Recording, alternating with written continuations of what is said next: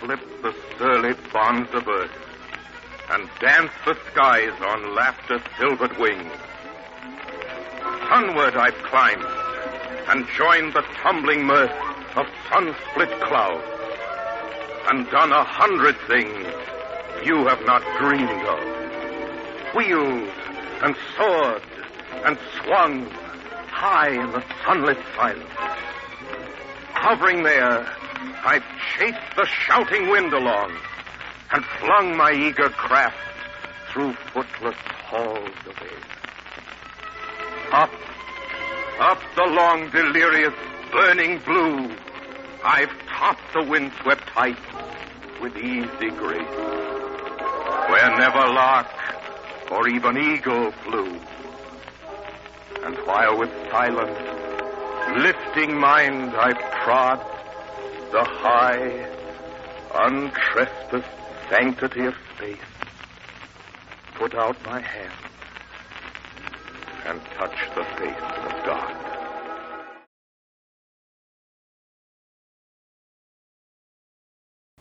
Hi, and welcome to the 8th installment of the Dad Project.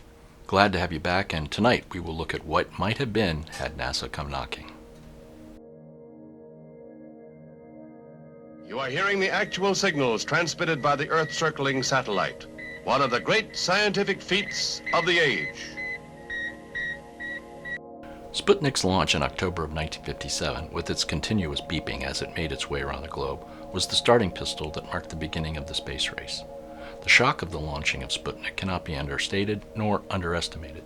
The atomic age was in its nascent stage, and that distinctive beep, beep, beep was another shot literally heard going around the world.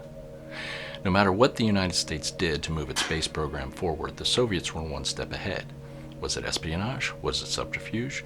Was the U.S. that inferior? Perhaps.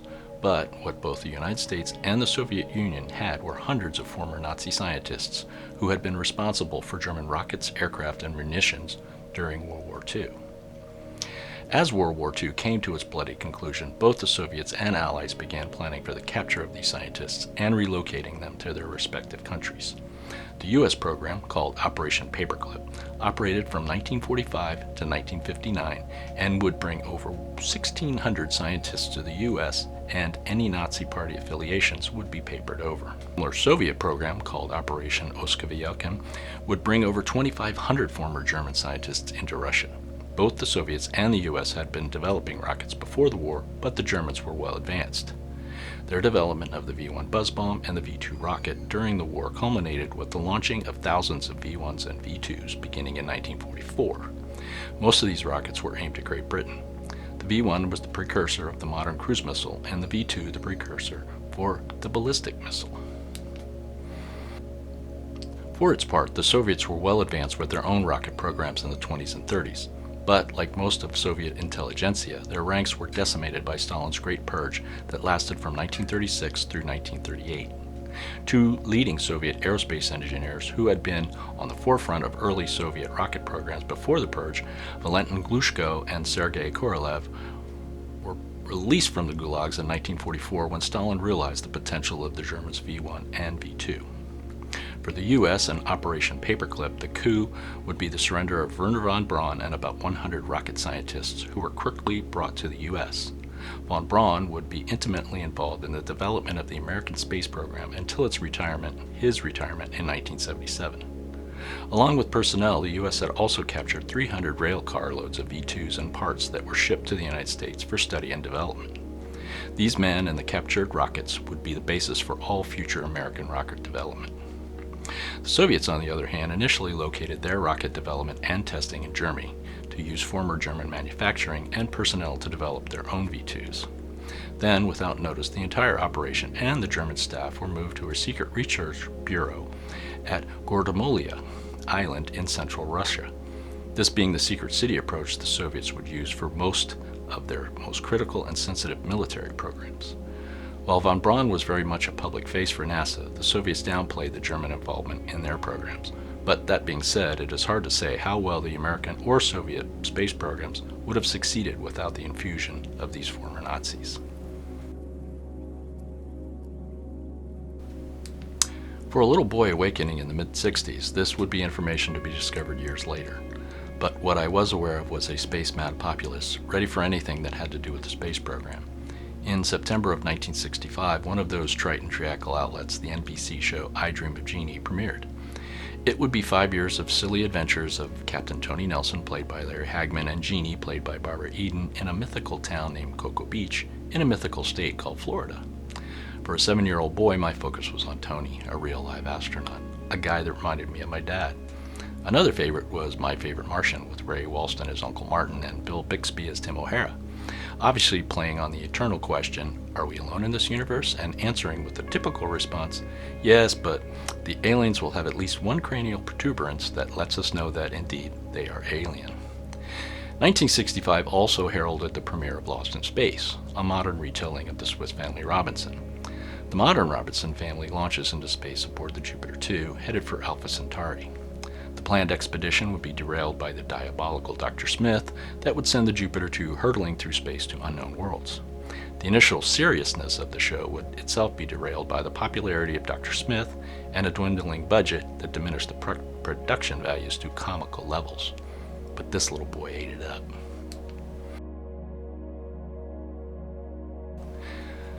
There are quite a few more science fiction fantasy television shows that were spawned in this time period, but in 1966, the mother of all science fiction shows and franchises debuted, Star Trek.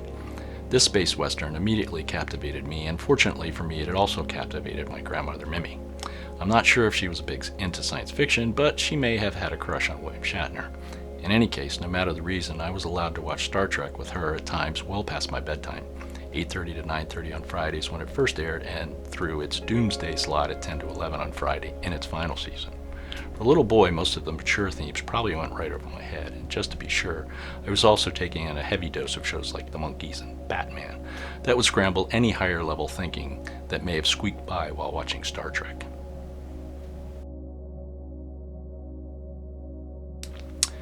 In the background of all this silliness was the real space program. On May 5, 1961, Alan Shepard made a 15-minute and 28-second flight in the Freedom 7 to become the first American in space. My father would be aboard the Lake Champlain to greet him as the boat's helicopters dropped swimmers next to the bobbing Mercury capsule, help load Shepard into a harness, lift him to the helicopter, and back to the boat. On May 25, 1961, only 20 days after Shepard had been lobbed into space, President John F. Kennedy delivered an address to a joint session of Congress where he said, I therefore ask the Congress, above and beyond the increases I have earlier requested for space activities, to provide the funds which are needed to meet the following national goals. First, I believe that this nation should commit itself to achieving the goal, before this decade is out, of landing a man on the moon and returning him safely to the Earth. No single space project in this period will be more impressive to mankind or more important for the long-range exploration of space, and none will be so difficult or expensive to accomplish. This bold, stunning, and chilling goal, delivered soon after Shepard's flight, came 2 months before NASA had even managed to lob our second astronaut, Gus Grissom, on his suborbital flight on Liberty Bell 7 on July 21st. To further solidify what he said to Congress, Kennedy would deliver a speech at Rice University in Houston, Texas, where he is best remembered for these words. We choose to go to the moon in this decade and do the other things, not because they are easy, but because they are hard. Because that goal will serve to organize and measure the best of our energies and skills. Because that challenge is one that we're willing to accept, one we are unwilling to postpone, and one we intend to win, and the others too. This 18-minute speech, written mostly by Kennedy's speechwriter Ted Sorensen, in all its eloquence, would light a fire on the American public, the space program, and double down on landing a man on the moon. By this time, there had only been 8 successful space flights, 4 Soviet and 4 American.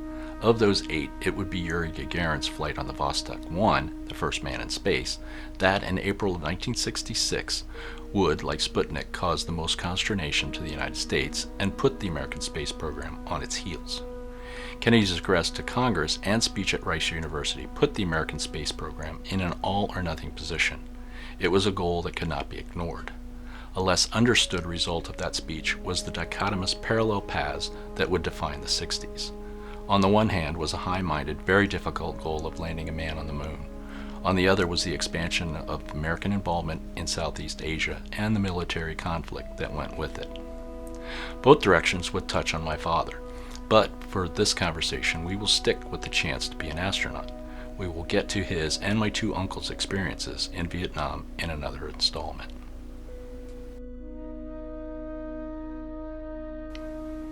The public face of the space program would be the Mercury, Gemini, and Apollo programs. The military, particularly the Air Force, was diligently working in the shadows on alternate programs. Two such programs were the Dinosaur Lifting Body and the Manned Orbital Laboratory, MOL. The Dinosaur can be considered the granddaddy of the space shuttle. It was an idea that had been born in Nazi Germany, and thanks to Operation Paperclip, the files and personnel for the German program came to the U.S. In essence, a small lifting body would be set atop a Titan booster. Following launch, the craft could be used for reconnaissance, bombing missions, satellite destruction, or research. The program would be canceled in 1963. In its wake came the MOL, an early idea for a manned orbiting spy platform. It would be based on the Gemini capsule and the Titan booster. The laboratory section would be an expendable lab, like the later Skylab, that would house the crews for 30 days. The Russians were diligently working on their own version of the MLL, codenamed Almaz, Russian for diamond. Although several manned flights were achieved, the expense and success of cheaper automated systems would doom the program to cancellation in the late 70s. With the escalation of the war in Vietnam and the Apollo program, the MOL would be canceled in 1969 for lack of funds. I have gone into more detail about the space program than I had intended, because the further I investigated what NASA class my father would have been put forward for and the parallel military space programs that were looking for bodies as well, I realized how much I didn't know. I'd heard vague references growing up that my dad had a chance to be a part of the space program. In my mind, that meant the Apollo program, but at that date, had he been accepted, it could have been the Apollo program, perhaps Skylab, even the early years of the space shuttle. And another possibility would be the Manned Orbital Laboratory. In my sister's efforts to ask our dad questions by email, one of those questions was, "Did you think about becoming an astronaut?" His response, "Yes," was one of the 30 Navy guys commended to NASA for the program circa 65-66. Didn't survive the first cut, he said. Based on this comment, my guess is that he was commended for the 1966 Apollo astronaut selection, NASA Group 5. I'm sure there is a document cache somewhere that lists who, other than those accepted, were the 351 applicants, and then who were the 159 that met the basic criteria, 100 military, 59 civilian. Some sources say all 159 of those went for screening physicals. Some say as few as 30. And what constitutes the first cut? To further muddy the waters, in late 1965, the Air Force began selecting a second group of MOL pilots. This selection occurred at the same time as NASA Astronaut Group 5. This time, applications were accepted. Many applied to both programs. 500 people applied for this program and 100 forwarded to the Air Force Selection Board. The successful candidates were told that either NASA or MLL chose them with no explanation for the difference. Following the winnowing process, only 5 candidates were selected. Had he been considered for this program as well? Additionally, I'd asked my dad if he had been in a centrifuge. In his usual verbose manner of answering questions, he said yes. I don't remember delving any further, but centrifuge training for pilots didn't begin to enter the curriculum until the 70s. Before that, it was reserved for testing and astronaut selection and training. So, my dad was a guinea pig and/or going through part of the astronaut selection process. I like to think he was experienced high G loads with a NASA guest pass pinned to his flight suit.